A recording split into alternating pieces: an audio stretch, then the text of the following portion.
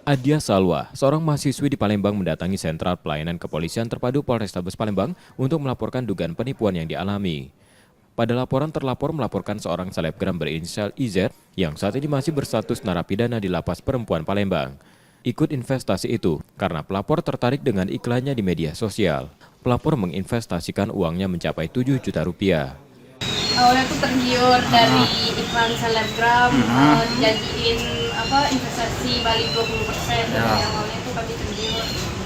Setelah 2 minggu, kabarin dia nggak sanggup bayar. Investasi apa itu? Investasi dia tuh katanya ada usaha. Itu kerugiannya sudah berapa, Mbak? Kalau aku sih modalnya 7 juta. 7 juta. Merasa ditipu karena tak juga mendapat keuntungan dari investasi itu, pelapor pun melaporkan ke polisi. Kini laporannya dalam penanganan Polrestabes Palembang. Yudi Kiswanto, Kompas TV, Palembang, Sumatera Selatan.